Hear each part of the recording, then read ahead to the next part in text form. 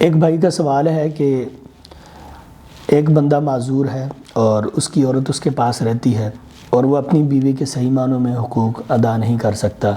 کبھی کبھی وہ ادا کر دیتا ہے اور کبھی کبھی وہ بیماری کی وجہ سے اس سے قاصر رہتا ہے. تو کیا ایسا مرد گناہگار ہے جبکہ اس کی عورت بھی اس بات سے راضی ہے اور وہ عورت اس کے پاس رہنا چاہتی ہے اور عورت کی طرف سے اس کے اوپر کوئی سختی نہیں ہے؟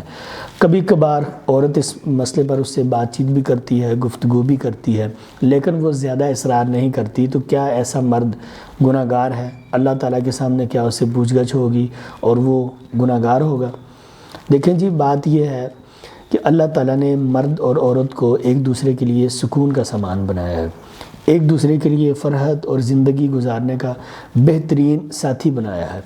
اگر ان دونوں میں سے کسی ایک میں کوئی کمی ہو، اللہ تعالیٰ کی طرف سے آزمائش میں ہو، کوئی بیماری ہو، کوئی کجی ہو، کوئی نقص اور عیب ہو، اور دوسرا ساتھی اس کو چھپا کر رکھے اور اس کی حفاظت کرے اور اس سے درگزر کرے اور اس کے ساتھ کمپرومائز کرے اور زندگی گزار دے، تو اسلام ان دونوں کو کچھ نہیں کہتا.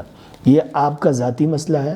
اگر آپ میں سے ایک کمپرومائز کرتا ہے اور دوسرا اس بات پر راضی ہے تو کوئی حرج نہیں ہے، آپ ساری زندگی ایسے گزار دیں. آپ کا مسئلہ ہے، اسلام نے کوئی سختی نہیں کی. نہ تو اسلام یہ کہتا ہے کہ عورت طلاق لے، نہ تو اسلام یہ کہتا ہے کہ مرد طلاق دے. اگر وہ دونوں آپس میں راضی ہیں تو اسلام کہتا ہے ٹھیک ہے. اگر آپ راضی ہیں تو اسلام آپ کو کچھ نہیں کہے گا. ایک دوسری صورت ہے، وہ یہ کہ اگر عورت اس سے تنگ ہے اور عورت وہ نہیں رہنا چاہتی لیکن مرد اس کو فارغ نہیں کر رہا، تو ایسی صورت میں پھر مرد گناہگار ہوگا. نہ تو اس کا حق ادا کر رہا ہے اور نہ ہی اس کو فارغ کر رہا ہے. تو اس کو چاہیے اس کو اچھے طریقے سے فارغ کر دے، وہ جائے اپنی زندگی گزارے جہاں وہ گزارنا چاہتی ہے، اپنی قسمت آزمائے.